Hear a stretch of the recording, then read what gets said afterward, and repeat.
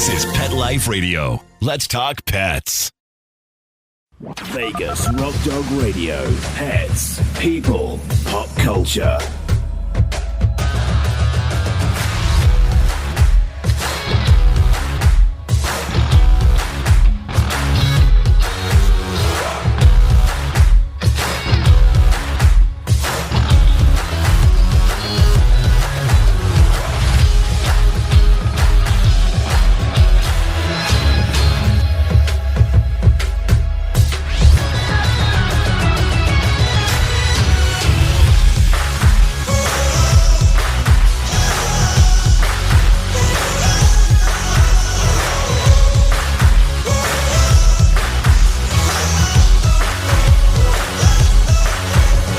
Bring on the host, Sam, the queen of rock and roll dogs.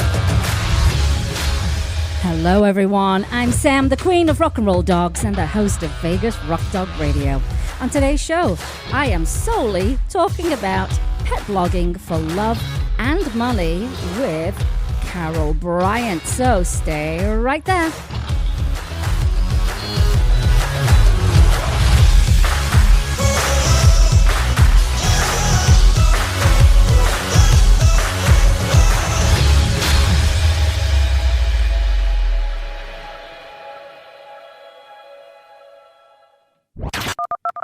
Let's bring on the host, Sam, the queen of rock and roll dogs.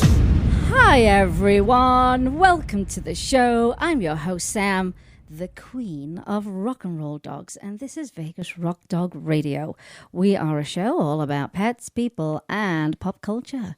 In studio with me today, I have the gorgeous and very pretty Miss Thornton, and we have the rebel Mr. Twix is in studio, and Jim is here as well. Hello. Is that it? Yeah, who gave you that title? I forgot. It was our friend Barbara. That's right. Remember, years and years, well, I'm going to say about 15 years ago, it's got to be about 15, where she used to call both of us the king and queen of rock and roll dogs. And that's how it stuck. But I'm American, so I'm not into titles. If I bought you land in England that came with the title, you'd be all over that title. That's such a lie. I don't know. Because I think deep down you want to be an English gentleman. You want to wear tweed. You want to go to the pub with your dog. I want to go shooting, that's You all. want to pretend smoke a pipe because you would never smoke a pipe, but you look good holding it. We go out to the range and go shooting and then go to the pub. And when Right. he says shooting, he doesn't mean shooting animals. Right. But Clay. you'd be all over that. The gentlemanly life, which... Well, provide that for me and I will do it. So yeah, that's how I got the title. I didn't give it to myself. Friends did it for us, and that was many, many years ago. Well, welcome to the show, everybody, by the way. We're going to do a little, you know how we normally do our little update, and then we're going to bring our fabulous guest on, Carol Bryant. And if you are interested in getting into the pet space, if you are already in the pet space and you feel like, I really need some education, I need to do better, then this is the show for you. But let's do a little bit of updating. Well, first of all, actually, you can find the show on our website, vegasrockdogradio.com. That's the hub of the show, and we'll pop up on Periscope, literally. Periscope, Facebook, Twitter, Pinterest, Tumblr, and Instagram. And our blog is therockandrolldog.com. If you miss the live show, if you miss the live show and all the flubs that I do and all the hybrid words that I create and all the medical terms I have a hard time pronouncing, then you can always catch up on the show on iTunes, iHeartRadio, Spoke by SiriusXM, Spotify, Google Play, any other podcast app you may have on your phone. You'll find us. Just search Vegas Rock Dog Radio. Super easy. Right, Jim, let's do our quick update. You've had a good week, actually, haven't you? Yeah, I've had a good week as well. I was a little bit busy this week, for Yeah, sure. So Jim and I plan to do some work this week together, and then it kind of had to go out of the window because you got a call to play with who? The Righteous Brothers. Mm-hmm.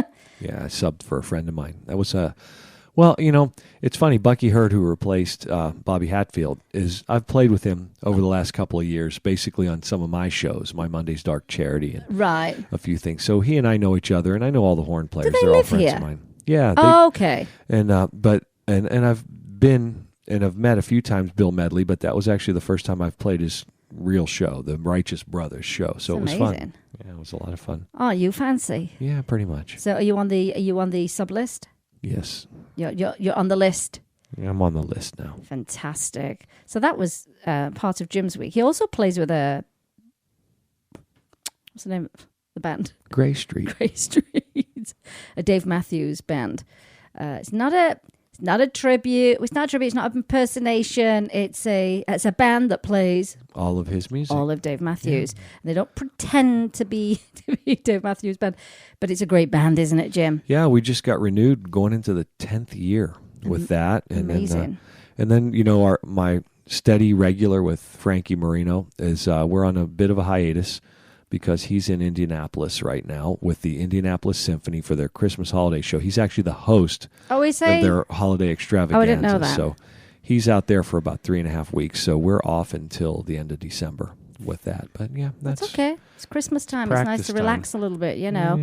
Yeah. My highlight of the week was I got to interview Piff the Magic Dragon. You will know that name from America's Got Talent, and possibly from, if you're into magic and stuff, possibly from Fool Me, Penn and Teller's show, Fool Me. And I've met Piff before. He lives here in Vegas. He's a Brit like me. And I interviewed him on my other show, Spill the Tea Live, which is our show for British expats and Anglophiles. And it was supposed to be, kind of an average length interview turned into an hour and a half. We do sit around a big table, which strangely enough was given to us. And the big red sparkly booth was given to us by Penn Jillette when he imploded. What did he call that? His house, the Slammer? His big crazy custom house called the Slammer, wasn't it? I don't remember. And he gave us that booth. So if you see that booth on Spill the Tea Live, that is magical. Anyway, we have this vibe where it's like being at home. Let's have a cup of tea and have a little chit chat and we say natter. Some parts of the country in England, in the United Kingdom, will say chinwag. And that's kind of the premise of the show. Anyway, an hour and a half later, we're still with us, drinking tea, eating Walker's crisps, making us laugh. And I got to hold Mr. Piffles for the entire time. And he's a rescue dog. Great guy, really interesting, extremely dry and extremely funny, which is my kind of humor. And he goes there. And I really like that. I find it quite refreshing on this side of the pond to enjoy that kind of humor. His show is amazing, by the way. If you do get a chance and you're in Vegas, you're not sure where you want to go, and particularly if you've got the family with you, take the whole family. He is so quick-witted. He talks a lot with the audience, so he's picking up on names and the conversations that he has, and then halfway through the show, he'll tie in a joke to someone he spoke to at the beginning of the show. It is brilliant, and he must have photographic memory. He's just mad skills basically. But he also comes from a theatre background, which a lot of people don't know that. He comes from a theatre background. He was creative director of his own company many years ago. But great guy, totally loved him. And yes, he was in the dragon outfit. And you need to know this: he's actually a dragon. But Mr. Piffles is not a dragon. He's just a dog in a dragon suit. So we have to make that clarification. He likes to make that very clear. Mr. Piffles doesn't really work too hard in the show. No, and here's the thing. And you've heard me say this before. I don't like animals in entertainment. You've heard me say this before. Mr. Piffles actually doesn't do anything. He has, the harness that you can have when you have your dog in the front of you. That's pretty much what he does all the way through the show. He just carries him around the whole show. And he just looks cute. So I'm okay with that. But I do know how much Piff not only loves that dog, but respects that dog and looks after him. And he just had a birthday, 12 years old. What a life. What a life from a rescue to life on the Las Vegas Strip. Can't beat it, can you? Well, I think we should. Now we've done our little update. Let's move on to our big only topic of the show. And let's open it this way. There is, without a doubt, one common theme on all social media platforms, and that is that people on the internet love pets, love animals, more than people. It's not unusual to see your friends creating blogs and social media accounts for their pets. In fact, I'd say it's quite the norm these days. I mean, I've got friends whose pets have got 40, 50, 60, 100,000 followers. I mean, there are some celebrity pets or celebrity dogs or celebrity cats who have over 1 million followers. And as a result of that, pet brands, it piqued their interest and they're paying attention and they're looking to partner with these pet influencers. And, because they want them to share their products, their services, and their experiences with their audience, because these kind of accounts, whether it's a blog or whether it's a social media account, is a gateway to a niche market. And so a lot of these brands want to work with these pet influencers because, they can influence their audience and, they have to pay for the privilege to do that. So as a result, as I say, they're paying attention. And lots of people hearing this right now are going to say, I like the sound of that. I love my pet. I love animals. Gosh, if I can do that, if I can build an audience through a blog, I can work with brands, I can actually make some income, and it will be my dream come true. We need some sound effects, Jim. And then they think, well, how the heck do I get started? How the heck do I start a blog around my pet or just my passion for animals? Now, you can certainly read stuff online. It's here and there, but it's definitely fragmented and it's not always current information. And it has been very difficult to find an authority on this topic. And the topic is pet blogging, very different from other types of blogging. So, I say it's been hard to find someone who's an authority on this topic where someone can take you from what we call soup to nuts. Do you say that here, Jim? Soup to nuts? We do not say that. Okay. I think that it's is nothing that means anything to me. I think it's a reference to weddings. But basically, you go from the beginning of the dinner to all the way to the very, very, very end. It covers everything. I think that's where it comes from, if I'm not wrong. But, you're looking for this, where can I get the soup to nuts on all things pet blogging? Well, that was the case until now. Carol Bryant and Maggie Martin co-authored and published the book Pet Blogging for Love and Money. And it's full of actionable tips. It doesn't require a tech background or a crazy expensive marketing degree because longtime industry pros, Carol Bryant and Maggie Martin, take their decade of building pet brands and successful blogs and distill this information into very easy to understand steps that you can turn your passion for pets into something more. For love and for money, or just for love, or for money, and both. And so for anyone who loves their pets, wants to, go into the pet space, put them online, this book provides the know-how and guidance to make it happen. But just don't take it from me. Let's actually talk to Carol Bryant herself, who is with us today to tell us about her and Maggie's book, Pet Blogging for Love and Money. Good morning, Carol. Sam! Oh, I so love to hear your voice. Oh, my God, my friend. We go way back. We go like super way back. We do. We're retro. We are retro in our friendship. Someone called me OG, and I'm like, I don't know. Is that good? Or am I some like old timer that needs to be scraped off the sidewalk? I don't know. You know what? Better OG than boomer, because you keep hearing that as a slur. Have you heard that recently? Oh, dear word. Oh, no. So rude. And it's mainly millennials that are doing it. They go, oh, shut up, boomer, as in baby boomer. So rude. Oh, my. All right, I'll do OG then. So the OG, I don't know. the OG is the way to go. Well, I tell you what, right. Let's start off with probably the most important question of all. How is my boy Dexter?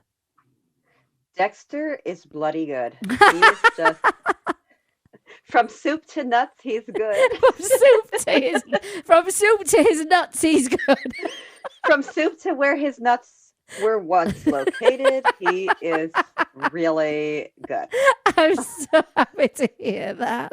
We're ridiculous. We were saying the other day, Jim, if we lived together, God, if we lived together, it'd be a nightmare because it would just be like... He would be arrested. I think it would take like 48 hours and we'd be calling Piff and Jim and Darlene and like bailing us out. We would. Yeah. We totally would have said if we lived in Vegas, Oh, we would get up to no good. That's for sure. I'm telling you. Well, I'm so glad that Dexter's well. He's such a great boy. And he is the face of your blog, Fidos of Reality, your big inspiration. Not your only inspiration, because you've had lots of dogs. And I think we keep bringing a little piece of them with us, don't we, in everything that we do, whether they're here or not. They're still a massive part of our lives, but I'm so happy to hear he's doing well. So let's start off with, who is your book written for? Oh, by the way, everyone, I just want to tell you that Maggie's not with us today because Maggie, being the most amazing human being that we know, has just brought a new baby into her home. She's adopted another baby. And, you know, we always call our dogs babies and stuff. This is a real baby. I know. Right. So that's why she's not with us today. Carol's representing both of them. And, it's just wonderful news for Maggie and the family. So exciting. But you co-wrote this book, and who did you write this book for? You know, back in the day, like 10, 12 years ago when I got started, there was nothing out there to help me. I was like, I love my dog. I love dogs in general, and I want to write about them. And people were talking about blogs, and now people talk about TikTok and Instagram and Pinterest and LinkedIn, and it goes on and on and on and on and on. And so this is for anybody who has a pet or loves pets, or is in rescue, or has a pet business. Yeah. And wants to either start a blog and a social media presence, or has one and is like, well, I've gone as far as I could on my own. Now what? Yeah. And honestly, you go online and everyone and their brother has a course available, and you don't know. I can't tell you how many courses I've purchased that are sitting there collecting cyber dust because I don't finish them. Right? Or like you start and you're like, oh my God, it's all about you, and you're not. So this is for anyone who loves pets, has a pet, wants to take it seriously, or you just want to get your cat, your ferret, your snake, your pet spider, your bunny, whatever on the internet. Yeah. And you want to do something with it other than just have your mom, your grandma, and your neighbors like your stuff. That's right. I mean, and like you say, also for people they've currently got a blog and they've hit a wall, and they got, God, how do we grow further? We don't know what the next step is, or they could just be operating on really old information, which I think you see that a lot. Some of the blogs you can look at and you can tell it's a really old blog. Go, wow, look at this thing. It's got, things that swirl around and weird things and I know. text that goes round in circles, and what is going on? But that's what it was in the beginning, wasn't it? We thought that was like new fandangled stuff. It was amazing, Oh my God. We thought the more crap we added to our front page, the better. The better. Let's just fill it up. Yeah, so you couldn't find a thing. So that's just a prime example how things have changed. And there's constant, research and stuff like that going on. And I think you have to have your finger on the pulse. But what makes you and Maggie the experts? Because I know people are going to ask this. They're going to go, well, what makes them, the authority on all of this? Oh, yeah. Yeah, we came up with this, like, we were blogging before blogging was cool. That's pretty much how it started. And we've been doing this for ourselves, for others, and in all seriousness, for what was in its heyday the biggest pet influencer network on the planet until it was sold to corporate. Mm-hmm. We helped accounts, and we helped brands, and we helped bloggers. Yes.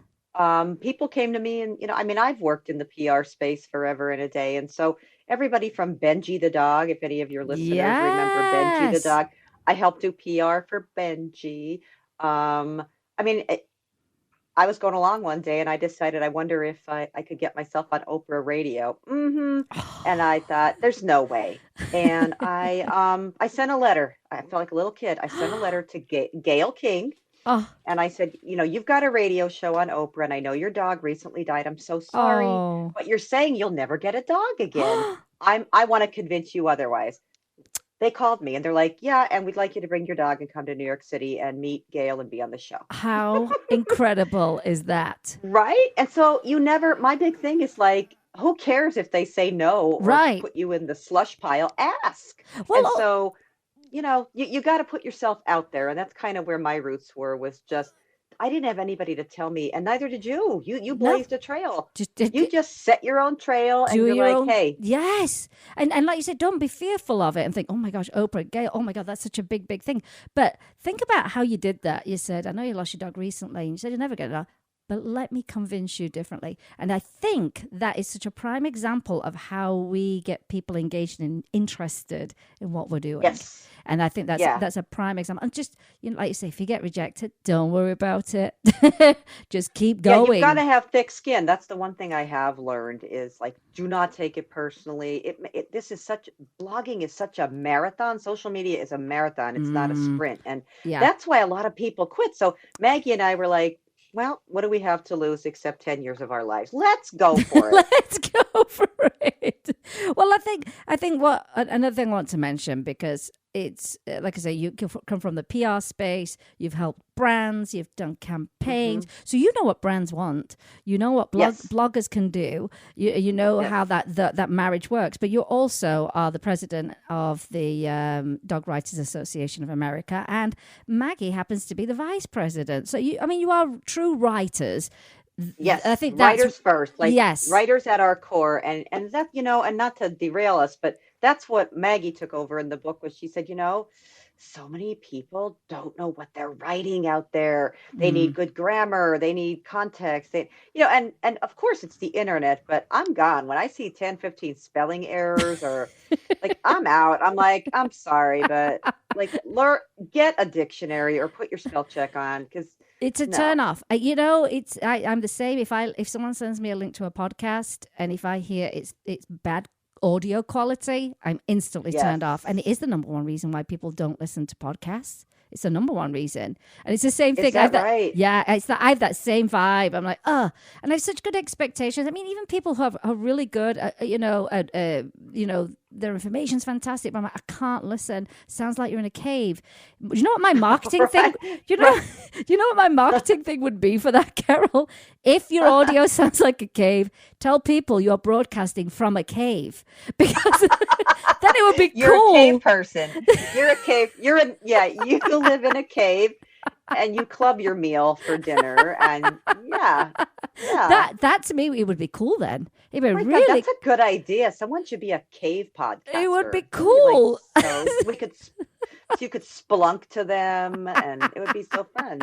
And oh my God, all we'd be wearing is just like a little loincloth. And Sam, I'm putting that in version 2 of the book. Version 2. I mean, if it really does sound like a cave, tell people you're in a cave, because then it's acceptable.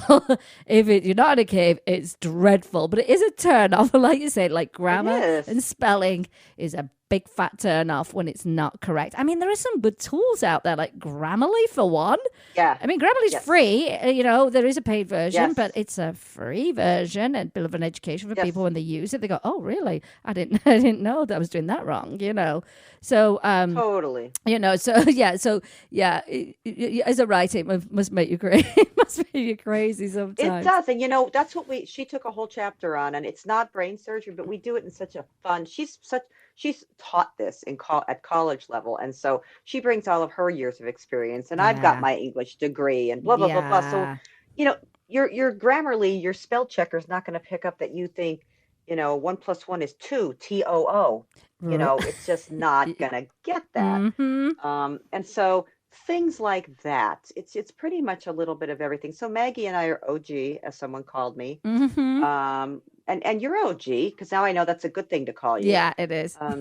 You've informed me. OG is good. I have a question for you, Carol. This is the kind of stuff I think about. Like you, I'll see spelling mistakes, just on Facebook alone. There, you know how that goes. Now, if I'm looking at that and I go, oh, that's wrong.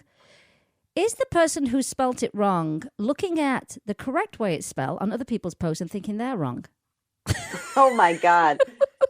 Are they? We need to go out for a glass of wine and talk about that. That's the kind of stuff I think about. I think yours is wrong. Do you think mine is wrong? Isn't that amazing? That's crazy. See why we wrote a book? Exactly. See why we wrote a book? Exactly, to solve all these mysteries. So like you were saying, you started this blog before blogs were even blogs, and then this big explosion of social media. Do you feel like blogs dipped? Do you feel like blogs kept going? Do you feel like blogs dipped and came back? What do you think happened, during that time? Yeah.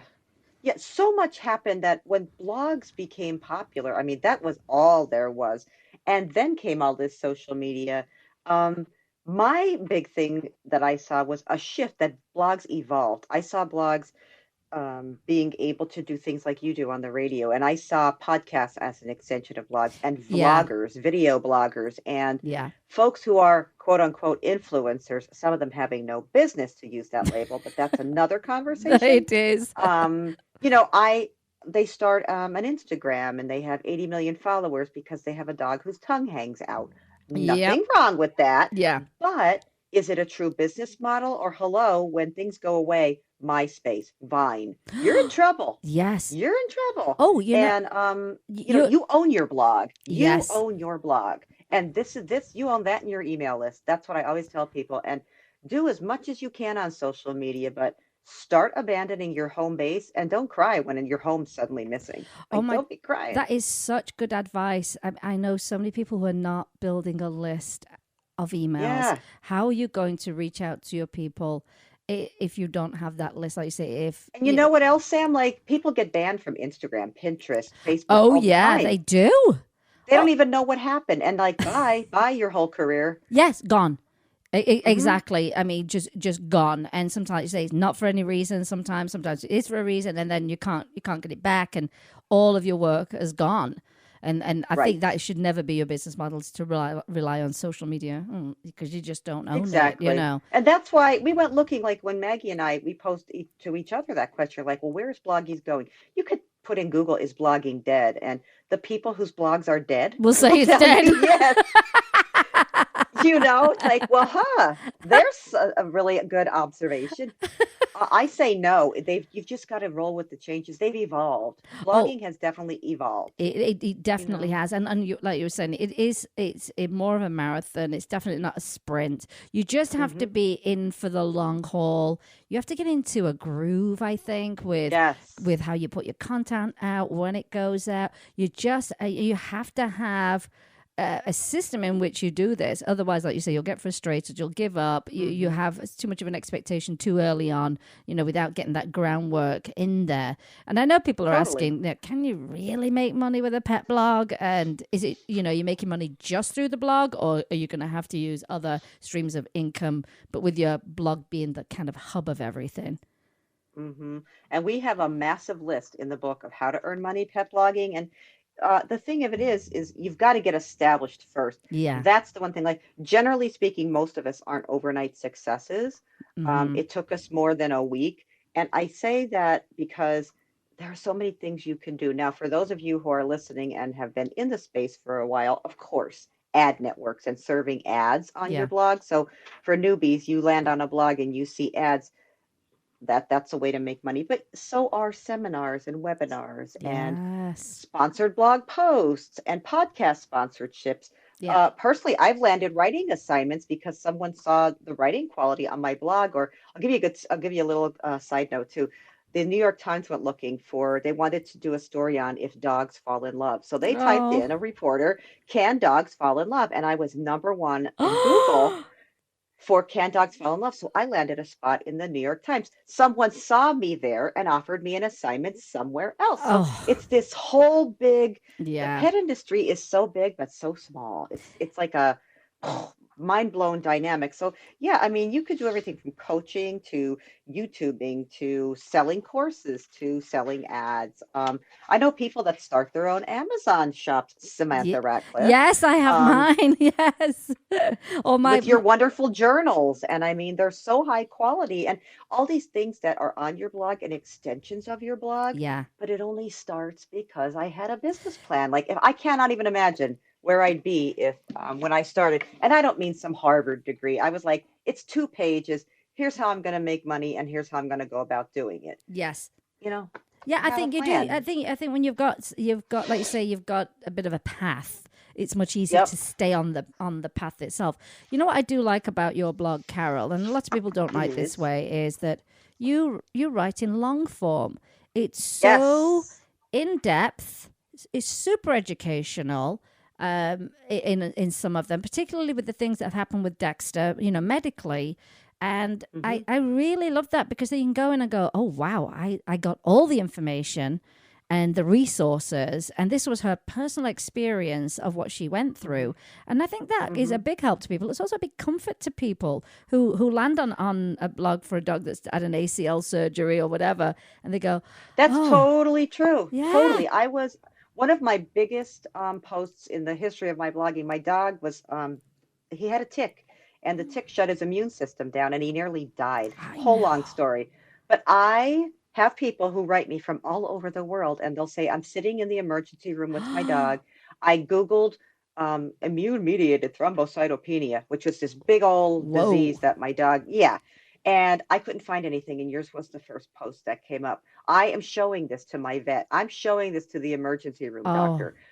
And I have people that are like, thanks for saving my dog's life. We tried what your vet did. And it's not that I'm the expert, but as a blogger, as a social media person, as an influencer, you've got to know where to find the experts. So I took my story and infused it with the experts. And I'm over here just crying my eyes out at least once a week, because I'm helping to save dogs' lives. Come on. To me, I think that is another reason why we all keep going with the kind of work that we do for animals, because you do get this response that comes back. Sometimes it's very unexpected. Oh my God.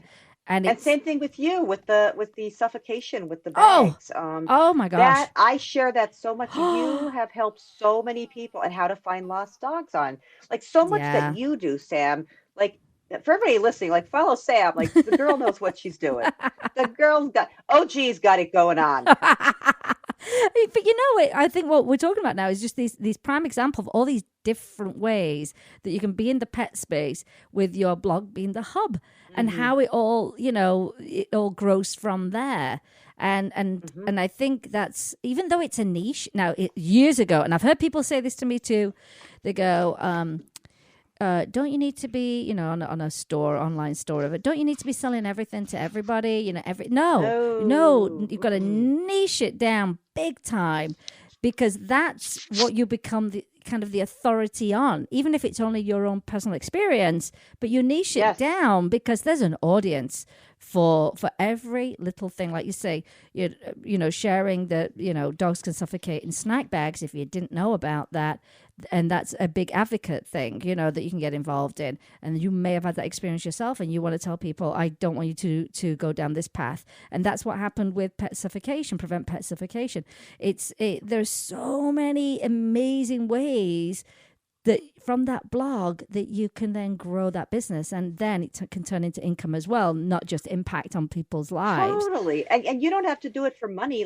For love, if your thing is just, I can't walk in a shelter because I get so sad looking at all the animals, but I want to help them. Okay, then write a blog. Don't plan to make money on it, but know how to formulate SEO, get a really good strategy around it. Pick a lane. Maybe your thing is how to save guinea pigs from getting caught in their wheel. I don't know. Right. And I don't even know where that came from. But I'm going to look that up now. How to get off the wheel of life. Wheel of life. And whatever your thing is, maybe you could help animals that way. I've coached pet rescues on why they need a blog. They're like, I don't have time. We're so busy. We're so busy. Carol. Oh my God. You're preaching to the choir here. This is what I'm talking to these rescues about constantly. We don't have time, but you know what? If you make a tiny bit of time, you can open up a big audience there and grow and tell your stories. Because Sam, not everybody wants to see these dogs that are on death row at 11 o'clock at night, and I get sad. I'm crying. I can't sleep. I'm having nightmares, and we see a lot of it. I know it's awful, right? But you can write about it, and you can do it in such a way that people are like some of these photographers that go to the shelters nowadays, and they foo-foo up the dog, and they have a cool background, and think out of the box. Well, it's funny you mentioned that, because again, this goes to the old-fashioned way of doing things and the new way of doing things. There are a lot of pet conferences where they're saying, the sad story, the really overly graphic stuff doesn't work. It turns people off. You need to acknowledge what's happened. Absolutely. Right. This is what happened to this dog. Then move on real quick. Dog's with us now. This is the plan for the dog. This dog's now got a future. And I'm still seeing these, I'm going to pull at your heartstrings. You know what? You don't have to go over the top with that stuff because we get it. You see it in the first place and you go, what happened to that poor dog? And then I find the most, oh my gosh, I don't know if you follow Galgos del Sol, our friend Tina over in Spain. She's a Brit who moved to Spain for a very quiet life, Carol, with her family. That didn't happen. She now has the biggest rescue facility that she built from the ground up. I want to say now in 4 years she did it. It's the most amazing facility, but I feel like her social media was on point. She could acknowledge and say, look what happened to this poor dog, but this is what this dog needs, and this is what we want from you right now. She did it in such an amazing way, in a funny way. The balance is brilliant. I've told many rescues, go over to Tina's page, see what she's doing and how she's doing it, and then you'll understand why she has the support that she's got. It's huge. And then she took that into raising money, and all very that's amazing, isn't it? Yeah, all very targeted projects that she did. It was okay, we need a reception, because we're going to do a lot of educational stuff. And she did the funniest campaign for that. I mean, this is a girl who will put on a clown wig, a clown nose, have a little kid's piano thing, and say, okay guys, I've got 40 pieces of art, they are €100 each, that includes the shipping. And she'll go on live and say, the minute I blow my little horn or whatever, and you write $100 or whatever it is, then, once 40 of them are gone, they're gone. And she'll raise money within minutes. It's unreal. I mean, unreal. And it's very organic, and I like that, and it's fun. And although she's raising money for a very serious thing, she makes it so much fun. And I feel like that she really has got that down when it comes to getting a message out. So I agree with you on these rescues to start a blog. But you can present these stories in such an amazing way and get people involved if you do it. I mean, I've told rescues, like, okay, they're adopting out dogs or they're adopting out cats, and so how about writing a post about, like, how to teach kids to play nice with dogs, or toys to entertain a shelter dog. What do I do in the first week that I adopt a dog? Now, people are sitting down at their computers and looking for that information. Yes, they are. That is a perfect type of topic for a pet rescue to write about. And I know they're spread thin. That's always the reason I get. We've got no one. Reach out to a blogger, then buddy up with a blogger online. That's what I do with Cocker Spaniel rescues. They come to me and they're like, hey, I know you have copious spare time. Can you please come and help us save 95 dogs today? Yeah, I mean, it is so worth the effort. And if it's not you that can do it yourself in your rescue, then, like you say, reach out to another blogger, or say, hey, can we get someone to volunteer with us solely to do our blog? Nothing more. Exactly. That's what we want, because it does work. Exactly. I look at Tina's stuff. It works. Yes, and there's so many ways. And you're the queen of that. You're the queen of creativity for how to raise money for rescues, and so it can be done. It really can. You talked a little bit earlier about SEO. Everybody hears this. Yes. SEO, what is it? Why is it important? Why is it important to keep up with the ongoing Google changes? And yeah, I think you explained it right there. Yes. Google is just, I guess we have to say we love Google, huh? Yeah. Because we want our results to show up. SEO it's simply search engine optimization. And what those big things mean is that if somebody sits down at a computer and types in what cat litter is best, or I want to learn more about Cocker Spaniels, you want them coming to find you and your blog. So SEO is all about what words go in there, how do you form them, how do you have to say it, so that, of course, it's a love. We all start with a love of animals, but it's a business, so you've got to learn SEO. And why Sam and I are semi-groaning is because just when you think you've got it going on, Google says, not today. Not today. not today. And they change things up. And that's why you need to be flexible in blogging. And that's why you shouldn't put all your eggs in one basket. And that's why people need to diversify and not only have one revenue stream. Because if Google comes along and says, we used to let people do it this way, but today, you're not sitting there going, oh my God, I'm broke now and I have to sell my home.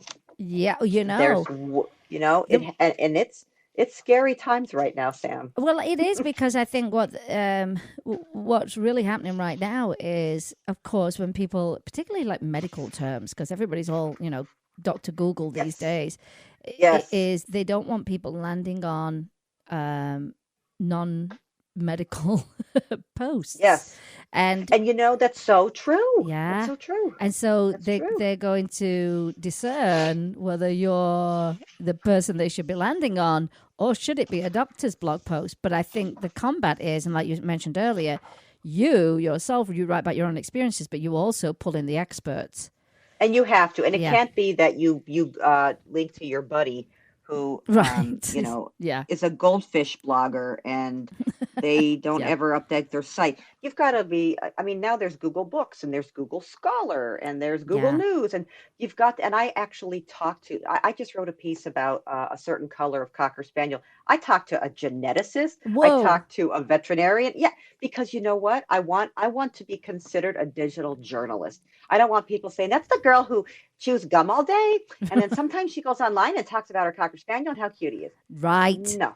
Well, it's the same with us on our podcast. I mean, we do so much research on every single topic, and we reach out to the professionals that we know, and we'd never put anything out there that is not correct, because I could never live with myself, And it's funny because Jim, there's always a joke with Jim, no matter what it is, outside of the show even, he might say, hey, did you know blah, blah, blah, blah, blah. I'm like, how'd you know that's true? He go, oh, you got to research it now. I'm like, yeah, I do. See? And just because somebody said it, I found it on the internet. Like, I always look what the source is. When I find things, like somebody recommends a dog treat or a dog food, who's sponsoring that post? Yes. Or, yes. I don't know. Did I ever tell you, this is a little bit off topic, but did I ever tell you about, I don't give my dogs milk bones or anything like that, but we went to some pet event and someone said, can I give your dog a bone? I thought, and it was a milk bone, yeah. Well, I forgot about it. I stuck it in my pocket. I washed my clothes, and you wouldn't believe that milk bone was still intact. See, ew. I hope you did a whole thing around that. It had inflated. It had absorbed the water. It was completely intact. And then that is frightening. Then that got me thinking, what the heck does that do in your dog's stomach? It's that kind of stuff. But that could be a blog post, and it could be you reach out to a company and say, this really weird thing happened. Why is it not breaking down? I want to know about that. Do you know what I mean? Exactly. It's a prime example of something that in your own experience that you could write about, but I couldn't believe it. I have a photo of it somewhere. And that's interesting you say that, because for close to 20 years, I've been feeding my dogs a certain, my Cockers over my life, a certain brand of food. And from doing that so long, being this prolific blogger that I appoint myself, I thought, why aren't I working with that brand? Oh my gosh, yes. So I reached out and I said, I'd love to be a brand ambassador for you. And by that, I mean, talk about it in a natural way, because I use it. Like my readers ask me all the time, what do you feed your dog? So I tell him, so now I'm a brand ambassador, but it's a natural progression, because if you want to write, you've got to gain the trust of your audience. And if you're putting out BS or lies or crummy content, the way the world is now, you're going to get called out on it, and you're just going to be like dead in the water. Well, you've mentioned that it's about trust, and that in turn helps your engagement. Yes. And we keep hearing a lot. Well, what's the point of having 1 million followers when I don't see you engaging with anyone? But then you might see someone who's got 1,000 followers and there's tons of engagement. And I think that's the key. Yeah, that's the key. Yeah, and I think back in the day, those numbers were so important, and it still looks good. But if you've got 1 million followers and 10 people talk to you, something, size doesn't always matter. It's so true. Now, I think we can expect anyone who's new into blog. Well, we can look back ourselves, can't we, into where we started, and you expect to make mistakes. But we also see seasoned bloggers making mistakes too, because they're stuck in old stuff. What are some of the pitfalls or the mistakes that you are seeing right now that you go, oh, no, don't stop it, don't do that? Yeah, that kind of thing. People think number one, they think they need to be on every single social media network to promote their stuff, which it can be a blessing and a curse. And I'll give you an example. I write, I'll use myself. I write a post about 10 gifts to get your Great Dane for the holiday. I don't know. And I go on Facebook and I see that, oh, okay, Carol promoted that post there. Then I'm over on Instagram, same thing. Oh, look, she's on Twitter, same thing. Oh, here she is on TikTok doing a video about it. Right. TikTok. We'll start a new network. I am. What the hell? TikTok. Oh, but you know what it is? It becomes boredom. And I'm like, stop it. But if you give me a different message everywhere else, so on Facebook, I'm telling my people, but then I go over on Twitter and I pull out a specific gift. And then I go over on Pinterest and I have this really great graphic that's talking about yet another gift. And then maybe on Instagram stories, I show bloopers. I think bloopers rock. I show my behind the scenes stuff. I think that's when the dog's not cooperating and he knocks all my crap over. That's I'm like, oh my God. And I get more engagement on that, Sam. People are like, ha ha ha, her dog's a goofball like mine. People want realness. They do. I mean, I've been reading, there's been quite a few beauty influencers I follow on Instagram, and they've all been asking, what kind of content do you want to see? Do you like it when I don't have any makeup on and don't look perfect? Do you like it when I always look perfect? And you know what? Overwhelmingly, people said, we want you to look real. And so, because you don't look like that all the time, and it makes us feel better about ourselves, and it's easier to engage. And so I get the whole blooper thing. I mean, that's what I love. Another huge thing I see is people think because everybody else is doing it, and this is seasoned professionals too. I'm not going to call anybody out, but oh, well, blah, blah has a podcast. Me too. Why do you want a podcast? Well, because everybody has that. I know, but why do you want a podcast? Is it just for you're bored and you have not enough to do in your day? Or if that's if that's a serious part of your business model and you're planning to monetize it or help promote your post, then go for it. But the third big thing I got to get this in is people don't ask for money and then they wonder why they're broke. Yeah. Example. They work with, I can't make money. I made $3.17 on my blog this month. Okay. Do you have a day job? Yes. When you went to your day job, did you ask your employer how much they would pay you? Of course you did. Mm-hmm. Well, how much did you set? How much of a salary did you set for yourself that month? I didn't. Well, why not? So basically, if you would walk into your day job and say, pay me whatever you want. If it comes, it comes. If it doesn't, it doesn't. Why aren't more people giving themselves these online influencers, bloggers, even seasoned ones? You've got to respect yourself and stop working. People will say, I'll give you a bag of treats if you write about my amazing treats. And my now new response, I have a rote response. My dog works for treats. I do not. Oh my gosh, that's the best response ever, Carol. They don't talk to me after that. I don't hear from them. And you know what? It's like me with the show. I get lots of people, and I wouldn't even say they're pitchers because then they don't even pitch. I've literally had emails that literally said, I should be on your show. And that's it. I know. And I'm not, oh my God. I'm not replying. I'm just not replying. That? Or I get a lot of pictures that are completely unrelated to the show, completely unrelated, Crazy. Which tells me they didn't do their homework either. And I love it when they say, oh, you'd be a perfect fit for us. And I'm like, no. you obviously don't know what we do because you're not. And you know what the people are? There are people accepting that bag of treats. And I will say sometimes for relationship building, that's okay. Like you think it might lead to something or, hey, I do you a favor, you do me a favor, blah, blah, blah. But when you're taking that bag of treats, you're letting somebody know all of the money you put into your blog, your time, your talent, your hosting fees, your email server price, all of that. Like you're saying, I don't value myself at all. Of course I'll work for free. That's like going to a television station and saying, can I have a free commercial during the Super Bowl? Exactly. Because you know what? You want to know what? I can get you so much. What's the word they use? There's a word that they use that if you do this for me, Payola. um, Payola? yeah, it's like Yeah. it's going to give you so much exposure. That's the word. Oh, You'll get so much exposure that you're Carol. not going to be able to handle it. We li- Shut the front door. Oh, Carol, you can die from exposure. You can. and starve Right, from Jim? it too. I'm telling you. What Musicians how get am I? exposure. Oh, and like, are you paying the bills with exposure? So you know Yeah. what I've said to someone? I said to a PA our age, I couldn't take it. I was like, I am done. Anybody who comes at me today, I'm like, I would like a piece of your salary. Instead of telling me work for free, you give me $1,000 out of your salary and call me when you're ready. I Mm-hmm. was like, I flipped my nut. I think I like totally, I Yeah. snapped one day and I was done. And this is what frustrates me is people are worth money. If you're sitting down on the internet, you're not doing it because you feel like promote.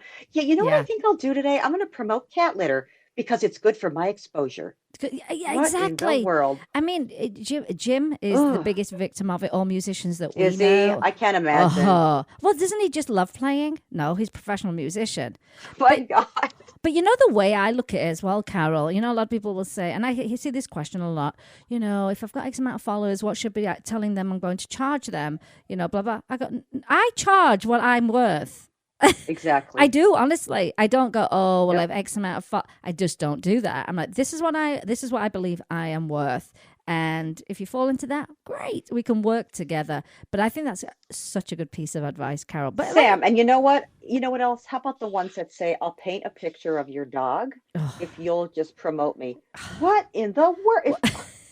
Okay, stop it. just stop Just right. stop it. Just stop right now, because God forbid someone said to them, you know, I'll do this if you do that for me for free. I mean, they just wouldn't go for it. You know, artists And so, have that a lot too. So I find it interesting that they do it to other people as well. It's very strange. yep. But like you say, set your worth. Set your worth. Exactly. And we show you how to do that too. I mean, not to self boast or whatever, but we talk about that in the book. People And need that.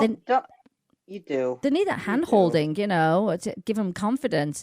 Now, a lot of people say, gosh, I look at these bloggers and they seem to be forever churning out content, you know. It seems like it's so much stuff. Do I have time for that? But what would you recommend if someone's just starting out and you say, you know, how much content should I roll out and when should I roll it out? What would be good for a beginner? I think once you have defined who your audience is, that's first. Like who, back in the day, they'd say who you're writing for, and I would say anyone who loves dogs. Mm-hmm. That's not true. Discover who your audience is. So maybe it's Cocker Spaniels. Okay, so I would say once to twice a week when you get started, because you want to get your feet wet. You no longer have to blog 7 days a week. Mm-hmm. That's not the thing. But when you're starting out 2 to 3 times a week, I'd actually get some content out there because it takes Google and the search engines in general about 6 months To find you. to discover that you're out there. And what I mean by that, Google's like for newbies. That's kind of like the radar. And if you're trying to rank for clothes for gerbils, I don't know why gerbils are on my mind. Clothes for gerbils, These are write all about great outfits. ideas. My next book is going to be epic because you're going to be in it and we're going to talk about wheels and gerbils and clothes but in all seriousness, 2 to 3 times a week, I would say, to get started. But it doesn't have to be a master's thesis. Remember, what you put out on the internet is what you're going to be known for. And so whatever you start with, like really define who you are. That's what a niche or a niche, however you say it, is. Who am I and who's my audience? Just like, whoever picks up Modern Mechanic probably isn't thinking the same audience is reading Cosmopolitan. That's So, right. It is a simple or question. maybe they are. I don't know. It's a simple question, though, that most people don't ask themselves in all Yep. kinds of businesses. And I know now, I mean, it's kind of really expanded, I feel now, just blogging and social media in general. I remember when no one posted, I remember when you couldn't post a picture on Facebook, and then all of a Right. sudden you could do a picture, woohoo! And then there was all talk of, next year is going to be the year of the video. People are like, oh no, not Yep. video. And that now has become the norm. How important is video, audio and imagery when it comes to your content creation? Huge. That is your visual and audio thumbprint. And you don't have to necessarily have a podcast, but I go live. I might be out walking the dog and I'm like, oh, you know what would be a good one? How to get your dog to stop pulling on a leash. Yeah. So I'll just talk to my audience about that on Instagram stories. I'll go live on Facebook and I'll just freestyle. You do not have to have a big oration and a podium and do your hair. And people like real, or you can plan content once a week. I have a group and we have a different topic we talk about in the Cocker Spaniel world. Maggie, with her amazingly named Oh My Dog blog. The best named blog ever. Seriously. Oh my God. You know, she's got her thing because she's all pet adoption and now she's into people adoption. People adoption, yes, she is. She's a real expert in all areas. She's a pro. I mean, and that's her niche. And so you've just got to pick your lane and stay in it. But with video, I think that's important. Definitely clear pictures. Oh gosh, I mean, most of my content is done with my new iPhone. I had this fancy camera, and I took classes, and I'm like, I'm Ansel Adams. Look at me. And everything's my iPhone, because with apps and really easy to use apps, you could make your pictures look fabulous now. You honestly can. And I think that also leads into my next question, was pretty much, do you need gobs of money? Do you need to be paying, out for all these apps and to maintain your blog when you're starting out? Do you really need to do that in the beginning? No, minimalist. And most apps are free. I mean, just to clean up a photo, you take a picture, you can do there's so many different apps to clean up a picture. But just to get started on your blog, do me one favor, anyone listening, own your blog. There's a thing called self-hosting, and then you let and then, the opposite. So like, for example, WordPress is a platform, just like ABC or NBC or channels. WordPress is a platform. Own your niche, own your domain, so that it's always yours, because I've heard horror stories, Sam, of people who didn't own their blogs. They just went with the free version, and the server was like, we're going to take you down today. And so own your own lane, but there are fees to begin with. You're going to pay a server fee. You're going to pay to own your domain. But no, you don't have to put a lot of money into it unless you want to. I hire somebody to do my tech stuff because I don't want to have to worry about that kind of thing. Well, yeah, I mean, and WordPress has those two different platforms, which a lot of people don't know about, do they, Carol? There's WordPress.com and there's WordPress.org. You need to be on .org where you are self-hosting with them, because otherwise, like you say, the freebie, and here's the thing, the freebie ones, they're easier to manage. They're not that flexible. They're not that, you can't be that creative on them. You know what, too, Sam? Someone could go on the WordPress.com if they're not sure and they want to get their feet wet. And I really like this blogging thing. Start there. Start free. And then if you're thinking, I really do want, you can what's called migrate, move that content over to .org. Mm-hmm. I helped my niece out. She got married a year ago today, actually. She got married a year ago today. And she ended up being made redundant from her job a couple of months before she got married. And her husband can work from a laptop anywhere in the world, pretty much. And it happened, when you get made redundant, you do get a lump sum in England, which is nice, because it's not your fault that they've eliminated a position. Right. So and they're big travelers, huge travelers. And they started talking, and she kind of liked having the free time leading up to the wedding, which was great because she was planning everything herself. And then they got talking and said, you know what? We've always said we want to go traveling at least 6 months. If you still work from your laptop, no matter where we are in the world, and I've just got this chunk of money, and we'll move we'll move the sister in to look after the house and the cat. Let's see if we can work this out. And they worked it out. Well, they're now celebrating not only their first anniversary, but also a year of traveling. A year. They've got another 6 months to go. Wow. But I said to her, you need to start a blog. You absolutely need to start a blog. She really enjoys writing. And of course, her content's great because they're traveling every single day. And so I worked with her and got her on WordPress.org. I mean, she had some teething problems, but she made it through. And isn't that awesome? She started getting featured in big magazines. Nice. So early on when she started blogging, and then, wanting to collaborate with them on products. And I mean, fantastic. So, I mean, apart from all the beautiful pictures, and then they're stunning, the video is amazing. They're traveling in a very unusual way. It's a backpack situation. They do a lot of homestays. So they've done, I think how many countries have they done now? They've got to have done at least 8 countries, 9 countries, something like that. So done India. Travel blog is huge too. Oh That's my a gosh, huge thing. massive! And then I talked to her about affiliate marketing. I said, you need to be in that. You're already using products. Because what products? I said, oh my gosh, that rain mac that you two keep throwing on when you're on a moped, in torrential rain. I said that needs to be something you tell people about. You can pack it up really, really small. And it's in your bag and away you go, And she's done advice and stuff on travel insurance and that kind of stuff. And it's been so nice to watch her do that from the beginning.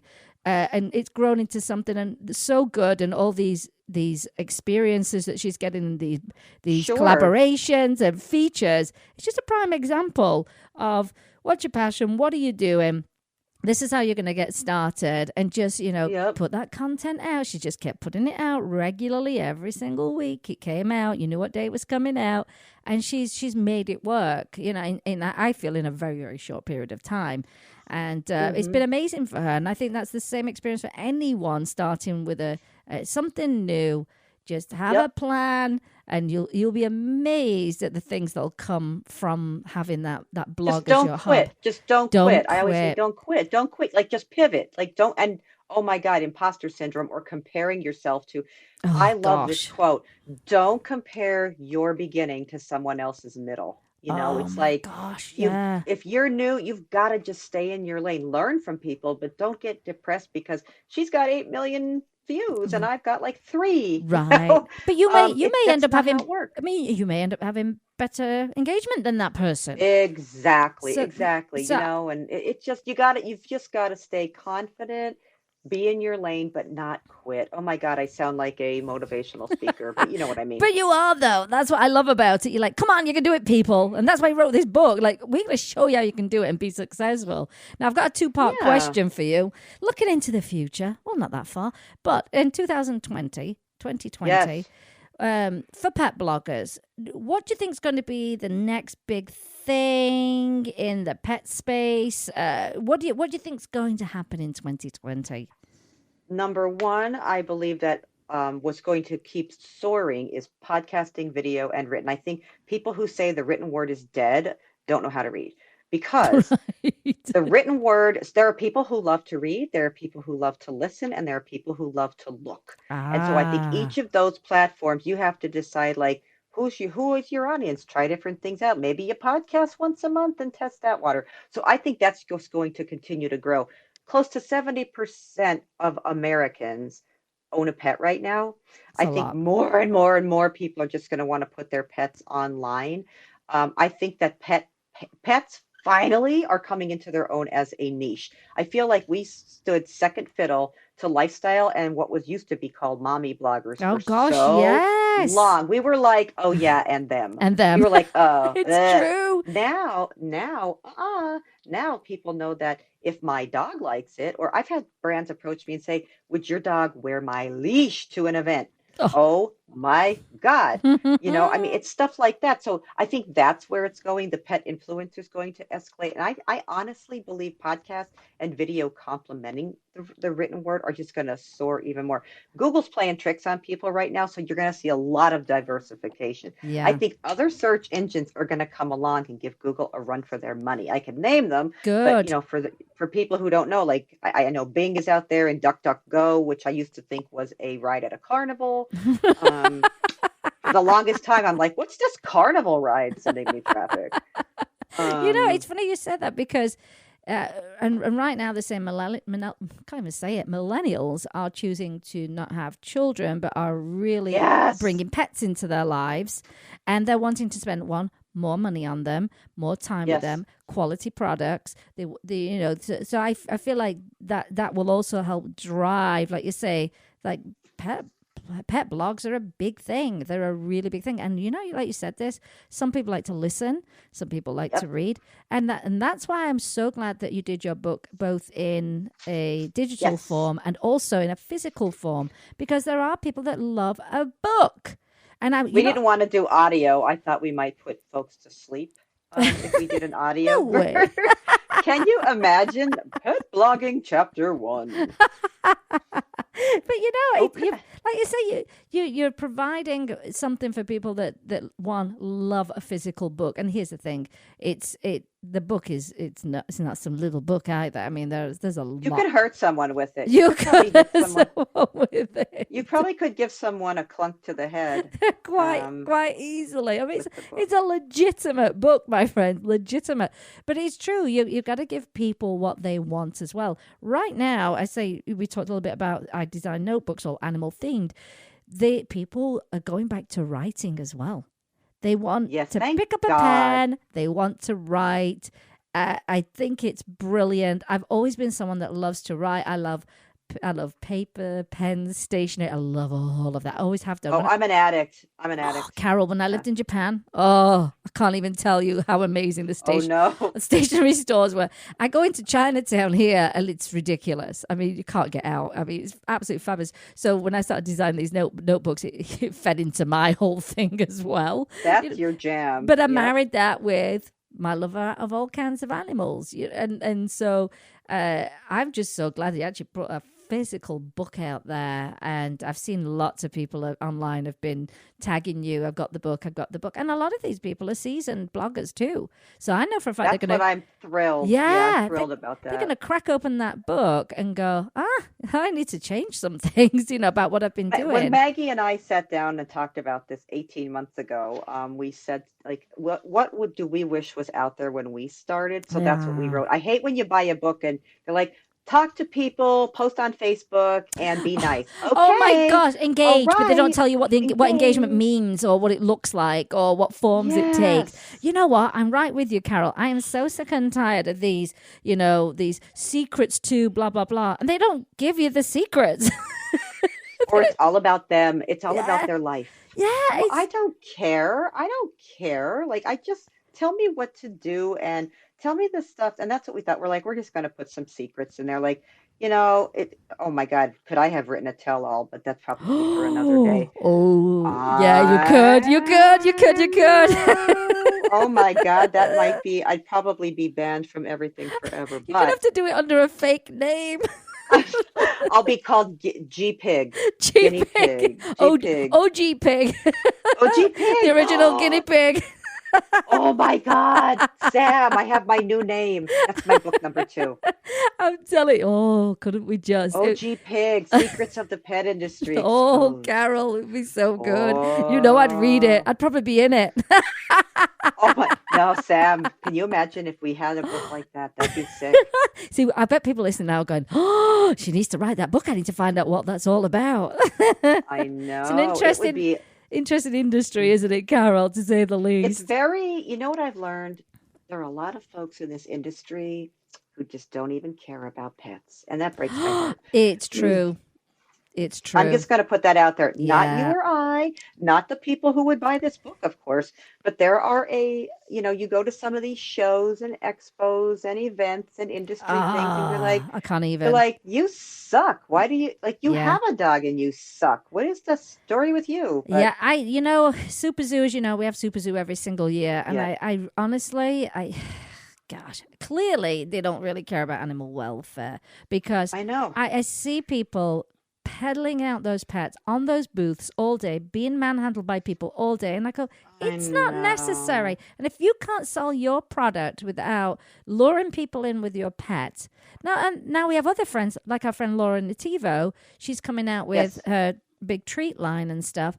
Yes, she is so respectful of her dogs. I mean, her dogs, it was her day was structured. It was, they'll be at the booth at this time, then they're off to naps, then they're up in the hotel room, and now they're going out for a walk, now they're going for their dinner. There was none of this, they're sticking on the booth all day, and I'll feed them some treats while it was not like that. And I think there's a big difference, isn't there? And you can tell, because you get this gut feeling where you go, I don't like that. And you know what? Right. Like you and I wear our hearts on our sleeves. So I think that's where pet bloggers have an advantage also, is that we genuinely care, and you're not going to sell us a candy cane rawhide that's covered in red dye and try to pass it off as healthy. Not happening. Not happening. We're going to out you like, we're going to out you like the plague. But well, a friend of mine had to save some baby bunnies from the conference because they were going to feed them to the snake people. Oh my God, what is wrong with people? Yeah, I think it needs to be addressed. I really think it needs to be addressed. Or, OG Pig. Yeah, because if you're gonna have your pets there, they should have some structure and they say, you know what, your pet cannot be at the booth longer than 20 minutes at a time or whatever. Do not allow people to handle your pets. I mean, welfare's a big thing for me and you, Carol. But like you say, the industry, it's not always like that throughout the industry. Don't assume that pet food companies love animals, they'll put the best ingredients in them, or like you say, the candy cane awful rawhide thing. Don't believe, and I think that's the biggest thing I hear all the time is, yeah, but don't they love animals? And you know what, Sam? The bloggers like you and me and anybody thinking of starting one, you can actually kind of be online police because this time of year, these goofballs who sell puppies online, I can't take and that kind of thing. Oh, right. We could I out these people. It's like we can out these people. And when you have engagement, people who trust you, so like that's another really good advantage to being a pet influencer or blogger or whatever you want to call yourself is you're kind of like your own police and you could stop stuff in action. Yeah. You could shut that stuff down. Bloggers have exposed companies and, you can't, oh my God. So my spouse is yelling. Is that my Darlene? spouse wants to be. Yes, that's Darlene. She just yelled to you. I'm not sure what that's about. Oh my God! Hey, it's anarchy in my life. We're being real. We're being real. That's what people like. I know. Real but life. Jim spoke politely and stuff. She's dancing on the desk. But he's now napping, so that's the problem. You see, he's just quiet because he's having a nap. He went for a big bike ride this morning, so he's just tired. All right. But now I know. Can you share one tip that people can do to find new readers of their blogs? How can they find these people and attract them in? So I know I hear that all the time. I have really good content. It's so well done. You need to put 20% of your time into writing it and 80% marketing it. Honestly, when even me myself, like I spend an enormous amount of time writing a post, but I spend so much time marketing it. Go on Instagram.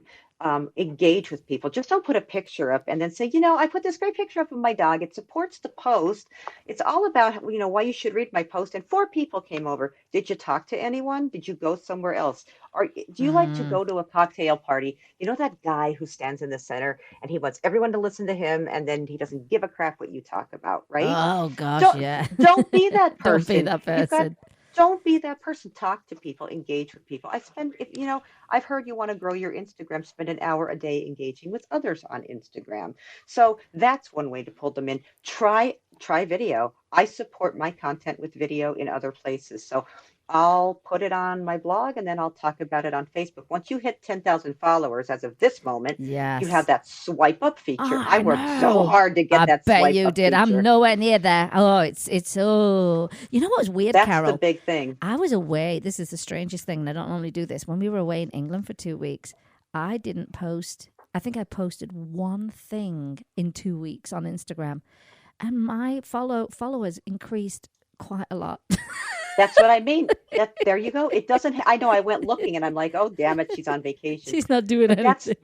Yeah, and that's what you have to do. You need to. Sometimes it doesn't have to be a constant flow of content. Put your stuff out there, and remember, like some people are reading late at night, some people are scrolling at work. So my big thing, you said, like how to get more readers is. Put your time into the marketing that we talk about in the book. We tell you how to do it and, write it, put it out there. And it's not true. If you build it, they will come. If you build it and you market your face off, they will come. They will come. It's all about marketing. And I know writers hate that. I hate that. I do. I don't even like marketing, but I'm a writer. I just want to write and then have everybody be happy and adopt puppies and life is good. But the bottom line is that's not the world we live in. Oh my God, Facebook moves in Facebook, Instagram, Pinterest, Twitter. It moves so fast. It does. It does move fast. You know what I found has been working for me? Not because I set out to do it. I was just doing it naturally. And then I started realizing, oh, this is interesting. I'm getting on people's radar or we're opening conversations is in stories. Not a ton of people do the reactions to the stories. No, they just like to read it. And I don't even have a big conversion on my stories. People will read it. And I'm like, and go buy my book. No, we're so entertained by what you just did. We're just going to stay here. They don't want to leave that platform. They Yeah. don't, it's going to take a lot so I get really good engagement, but not a lot of conversion. But it's important because then when they're on Amazon later or they're shopping or whatever, then they're like, oh yeah, I saw that story. Maybe they're not doing it then, but you've already planted a seed. That's You've planted right. the seed. That's right. I mean, I would just react to certain things on stories, and the next thing you know, people would message me and say, "Oh yeah, it was funny, that wasn't it? It was hilarious." And now I've got a conversation going with people, and I know it really is about. You can't put. I mean, here's what I don't like, right? And I know with celebrities, they can't answer everybody. They just can't do that. But I always find that they post something and they never come back to it. You know, because they're like some of these people who are celebrities, they are celebrities for being celebrities. Yeah. They didn't even. That blows me away. I'm not going to mention names, but it rhymes with Marmashian. Yeah. There's no. Right? Like, what in the world? Like, you're famous for being famous, and then you don't talk to anybody. Maybe that's their shtick, and it works. But you know what? Engagement, when people trust you or they engage with you, I always talk to people. You and I are like, we love a good old chit chat, don't we, Carol? We don't stop. We could have our own like mini series here, Sam. We totally could. You know who I like, and he's not a pet blogger, but he's a pet lover. Is Jeffree Star Cosmetics. Jeffree Star, every day he gets on and he does his stories talking directly to his people. He loves his animals. He rescued his first dog from a puppy mill and ended up with 5 of them. He loves the Pomeranian and stuff. And he goes on every day and talks to people. And he's so transparent about everything. And I love that because we're also not to be out there saying, oh, we're perfect either. I think that's an important thing is we're not. Exactly. We're not like the be all and end all. We could look back 5 years on what we knew about being pet parents and go, oh gosh, I feel like we hardly knew anything, and how much we've learned since then. But Jeffree Star, what I love about him, they put out a new makeup palette that they produced 1.5 million of them. And out of the 1.5 million, there were 35 complaints of wow. When they press the actual eyeshadows, a fabric goes over the top of the eyeshadows in the machine. And if it's not replaced regularly enough, it can sometimes leave a little bit of that fabric in the actual eyeshadow on the top. So he went straight on there and he said, hey guys, I'm always transparent. I've got to find out what's going on, where we make all our makeup and stuff. But let me show you a quick video of how we make them. Now, granted, that's real. I love that. I just loved it. And he just said, if it's not placed often enough, then we'll get that. Now, is it an excuse? No, I saw it and I was like, ew. This was about his own palette. You know what I mean? No, you don't need that. That's not right. And we're going to fix that. And I just loved that transparency. And every single day he does that. And even what was really difficult, I think, was, when they lost 2 of their dogs very close together. And he came on and he was just being very real about it.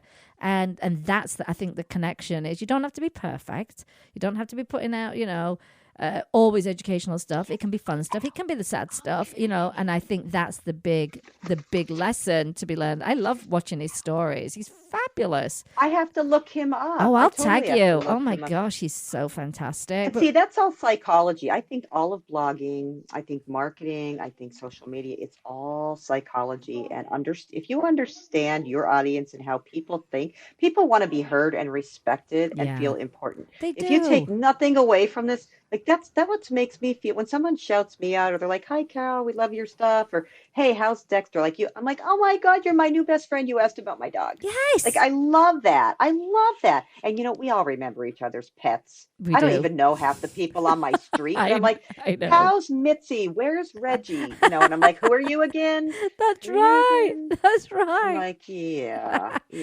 Now, what would you say are some of the most important skills that every pet blogger should have? What mad skills should they be rocking, even from the very beginning? Yeah, writing. Just have you don't have to be a Shakespeare, but you should know how to craft a quality paragraph. Understand, just basic spelling and tense and that kind of thing. Seriously, I think knowing how to write, you don't have to be the best writer in the world, but just how to craft a sentence. Number one, be organized. There needs to be a level of organization. I don't care if you put that in a paper planner or you go online and use one of these things like Trello or something to organize yourself. But be organized and track your expenses. I know people that are like, it's the end of the year and I don't even know what happened. I spent $8 million this year. Right. Track your expenses. Yeah. And don't be afraid to reach out for help. Like even now, oh my God, if I could, I really need a VA. Like, don't be afraid to ask people for help or put a little bit of money out. Sometimes you do have to put money out to make money. Yeah. So I definitely think being organized, knowing how to write, knowing how to at least take a good picture or how to clean it up, and knowing where to go for good help. Don't believe everything you read on the internet. Best advice. Best advice ever. I have to tell you that. I mean, and I don't mean that in a common sense. That's kind of common sense, but look at reviews of things just the same way you would yes. Look at a review. You're going to a restaurant. You look at reviews. Yeah. Look at a course review and not from their friends before you take it. You know what? Reviews are so valuable. They are so valuable. I've just purchased a Christmas tree for my niece in England. Yeah. And I started going through the reviews and I managed to, take some off my list straight away. I thought, nope, that's not going to work. That's not going to work. So reviews are really good when it comes to that kind of stuff. But yeah, exactly. I think they're really great skills that, like you say, people can hone in on. But, right now, like you're saying with the phones, oh my gosh, the portrait mode on the iPhone is unreal. I know. I love that. It's so good. Oh my God, you look like a professional photographer. Yes, and then you do. Then what's it? They come along with the next version where it's got the 3 cameras. I quit. I quit now because I want that and I'm not shelling the money out for it. You know what? I bought what was the newest phone, and then a week later that 3-camera phone came out, and I was not happy about that. I know. It was too. It's like I missed that by. And you know what else, Sam? If you've seen, you're talking about what people should know. I saw a commercial last week for Facebook groups on television. Whoa! Like Facebook groups, and they're all the rage, and that kind of thing. So what else what else would you say is on fire right now as far as platforms go? So no, obviously Google Groups now because you've seen that on TV. Wow. Facebook groups are big. Facebook groups because Google Plus is gone now. I mean, look at that. There's another thing. I don't think that was dead in the water for me, but.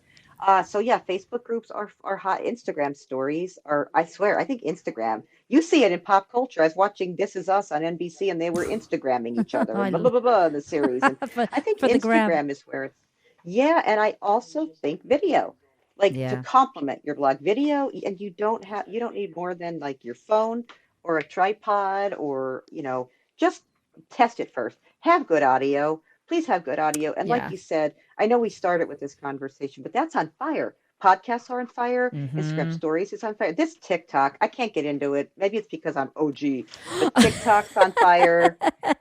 Maybe we should challenge ourselves. I do have a TikTok account, but I haven't done anything on there. I have one, and I only use Snapchat for the filters. I want Snapchat to do filters. They do have the best filters. They totally have the best filters. I think they're amazing. I'm constantly sending stupid stuff to my family from Snapchat. I swear, but I do believe people are looking for, as far as our technology goes in this world, every year people look towards old school. I do. And I think, like you said, writing is making a huge comeback. Reading. Oh my God. Reading is making a huge comeback. And reading is such it's a relaxing thing. It is, you really only can read and only do that and not be distracted. So I think that's also a really good kind of self-care thing. It's time for yourself. You can go into a coffee shop, take a book with you. You don't have to be distracted by anything. And I think it's going to make, I think books are going to make a really, really big comeback. But there's something about having something physical in your hand, isn't there, Carol? When it comes to learning. Love to touch it and feel it and smell it and throw it and all of that good stuff. Well, some of the topic. Well, actually, I'm going to run through some of the chapters in your book for everyone that's listening. It starts with pet blog basics, find your voice, creating content, blog design, SEO, measuring traffic and understanding analytics, the social animal, content marketing. Join or create a blogging community. Show me the money. That's always a good one. The blog media kit. That's an important thing. Blog / life balance. So important. I see so many people just give up on their blogs because they're burnt out. The pet professional and blogging. The role of blogging for pet rescues and animal shelters. And then there are some additional resources. So recommended reading for writing and grammar. 100 social media content ideas. Love that. Hashtag helpers for Instagram. Wonderful. What to include in a social media plan. Facebook group rules and community guidelines chapter, how to write and promote an ebook, and sample emails from pitch to partnership. I mean, it's all there. It really is all there. And I think whether you're starting out as a seasoned creator, pet blogging and for love and money is the ultimate guide, really, to grow your pet blog and social media channels like an absolute champ. It's comprehensive. There are your trade secrets in there. She doesn't Maggie don't hold back. And each of those chapters is just like chock-a-block full of practical tips and actionable stuff that you can do right away. Instead of someone just saying, oh, engage with your people, how do we engage? You'll be told how to do that. I think it's brilliant. I think you'll get a lot of inspiration and from Carol and Maggie, because they are so successful and continuing to grow and be more successful every single year. They really are superstars, really, when I think about it. But very principled, and I love that too. I think very, very principled. You really care about what you do. You really want to help other people, and this book is perfect for everyone trying to get into the space and also who are currently in it and need to like revamp everything. But what I want to know, Carol, what I want to know right now is, when will I be able to attend the Pet Blogging for Love and Money conference? Oh, wouldn't that be? Oh my God! Now you made a girl speechless. I think there's something to be said for that. Mm-hmm. I think there's definitely an opportunity for something like that. Yeah. The model has changed from where pet blogging conferences were to what they are now. Mm-hmm. But I definitely feel there's a huge hole that someone needs to fill. I think the people that are going to fill it are Carol and Maggie. Oh my God! Oh my God! I feel like it's time. The book's out now. You've got a bit more time. Yes, and we have something to complement the book coming out in first quarter 2022. Yeah, and so you never know in life. I think that what I've had to do many times in my life, and this book was a good experience, was you've got to remember how to reinvent yourself. That doesn't mean become something else every 10 days, but just rolling with the changes. Because when I had a full-time job and I felt on top of the world, honestly, that got taken away because corporate buyouts and things happen. Yeah. And so having my base in place, though, saved me. Like, I had my audience. I still had something going on the side. I hate this whole thing of side hustle. I hate side hustle. No. Everybody talks about it. I'm sorry. It's like, hey, how much can you do in your day to give yourself a nervous breakdown? Not me. I'm all of no. I don't want to hustle anything. That's a perfect way to describe it. It just sounds so frantic for me. It's like, no. Oh my God, it's like putting on Mannheim Steamroller, and that's your life. I get so nervous. So nervous. I love them, but they make me nervous. I feel like I didn't get anything done when I'm listening to Mannheim Steamroller. Right. And that's how I feel. Right? It's like, hurry up, do the stockings. Hurry up, cook the turkey. Hurry up. We're on the tracks. I get nervous. It's the perfect example, Carol, of that. Oh, but yeah, there are a lot of these buzzwords. I don't like them at all. I don't like boss bitch. Don't like that at all. Boss babe. Boss hustle. Don't like any of that. Don't like the hustle thing. Girl who hustles. Like, I'm sorry. That's girl who is I'm sleeping 1 hour and I'm on caffeine. No. No, you do not have to. And that's the thing. That's a really important part of this. It's like, you do not have to work 20 hours a day to be successful. Work smarter. Work smarter. Have a plan. Don't do it all. Have a plan. Yes, don't do it all. Say no. Say no to people. Oh, gosh. Yes. I'm very good at that. But I've learned. A lot of people are not. And you can I learned. Sometimes you would land in a position where you go, why did I say yes to that? I know. Go with your I know. And you know what? You've got to say no. No is respect. Sometimes no is big time respect for you. It is. Don't try to do it all. That's why I say pick a lane, stay in it, pick a platform and excel at it. And don't try to be a podcaster and a videocaster and a blogger and an influencer and work a day job and curl your hair and go out at night and be what in the world? Do you know, this is a funny story. A friend of mine, her name's Sam. This is the funniest story. We talk a lot about, why didn't you say no? You didn't want to do it in the first place. Now look, you're trapped, yeah? So this friend of ours, she says, I can't believe I've just said yes to someone that asked me if I would help with this event again this year. And I said, what? You said you were going to say no. She goes, oh no, I rehearsed how I was going to say no. And I said, well, how the heck did that happen? She goes, I don't know. I just like caved and said yes, which because here's the kicker. I actually said yes over text. Isn't that funny? Oh, how easy would have that been to just say no over text? Oh my God. That's what happened to me with dog writers. The previous president approached me, Jen Reeder, and said, you'd be perfect for this. It's a volunteer opportunity, but blah, blah, blah. And would you do it? And no. I said no. No. Nope. No, that girl stayed on me like white on rice. Did she really? And here I am. And you know what, though? It worked out. It's for the best. I'm loving it. And that's, again, like anybody listening, like decide if you can volunteer or you're offering your services out. Do you have time for that? Will it in the long run be good for you? Is it part of your mission? If you don't know what your mission or your goal is, if you don't define it, I always look at my mission and say, if somebody asks me a question, is this a part of my mission? If not, no, I'm not selling your nasty cat treats for free. Exactly. Maybe that's another good response is, oh, I'm sorry, it just doesn't fall in line with my mission. It's not in my wheelhouse. I don't have time for a deep dive. What in the world? Into cat treats. Now, you do have a group. You have a Facebook group that I think tons of people will love to join. Tell everybody the name of the Facebook group.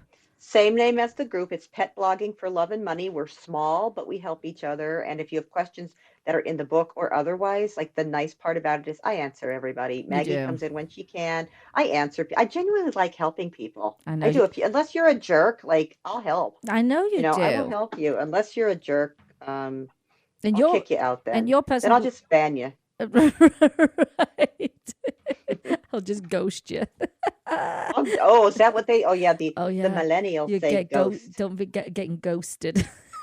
Yes. Now, your blog, everybody needs to know your blog is fidosofreality.com and Maggie's blog is ohmydogblog.com, which is such a great name.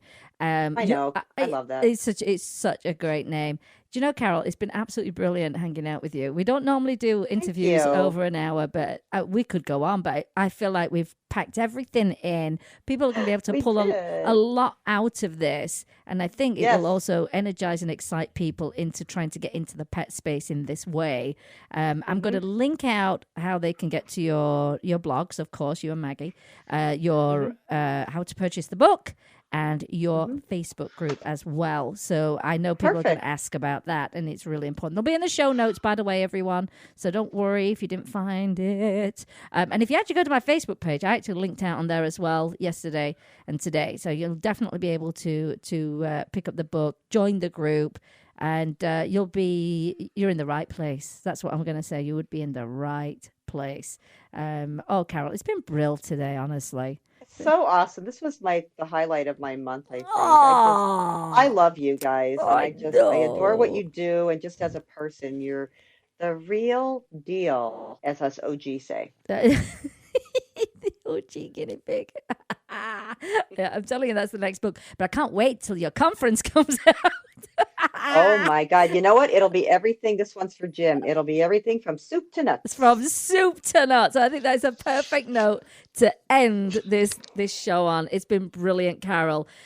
You and Darlene and Dexter have a fantastic weekend. I know you're already in Christmas mode. So are we, because you're a Christmas baby. Yay! I know that. Yeah. And it's such an exciting time. And I always tell people, if you love Christmas, get that tree up. If it makes you happy, put the tree up. What the heck? It's all about the retail. Just put the damn tree up and be happy. Put the tree up and enjoy this festive time. But thank you, Carol. It's been brilliant as always. And we will most definitely be linking out everything in regards to the book and the group itself. So have a fab weekend. Thank you. Bye. Mwah. We love you. Love you back. I said it would be a great show, everyone. I mean, as I say, we don't normally go this long, but it is so worth it. Such an authority, both Maggie and Carol, in this pet space, this is where you need to start. I've learned so much from Carol over the years. We became friends on Twitter. That's how it started. And then we actually finally met and then just became even, better friends from there on out. And that's how I really got into this whole world of pet blogging. So thrilled to have had Carol on the show today. Obviously going to link out to the book. Definitely purchase it. The price is ridiculous. For everything you get in that book, come on. It is so ridiculously cheap, I think. Well, that's it for today's show. And if you've liked the show, of course, share it with your friends and your family. So easy to do, especially if you're listening on your smartphone. And remember this, you can help animals in need, either a rescuer, I'm making words up, rescue, adopt, donate, volunteer, share their information, or start a blog. Rescue your next family member and replace the word shop with adopt, and be kind to all animals. Big thank you again to Carol. A big hello to Maggie if she's listening in with a brand new baby. And thank you, Jim, for doing all the technical stuff in the studio. Please take a moment to like our Facebook page, follow us on Instagram and Twitter, and don't forget to post pics of your pets, because we do love to see your pets' furry faces. And that's it. Today you've been listening to Vegas Rock Dog Radio, where it's all about pets, people, and pop culture. I'm your host, Sam, the queen of rock and roll dogs. And always kiss your pets good morning and good night. And I'll see you next time. You've been listening to Vegas Rock Dog Radio. Pets, people, pop culture. You've been listening to Vegas Rock Dog Radio. Pets, people, pop culture. Visit Vegas Rock Dog Radio for more information. Find us on Facebook, Twitter, and Instagram. And subscribe on iTunes and iHeartRadio. And remember, give your fur babies a big kiss from me, Sam, the queen of rock and roll dogs.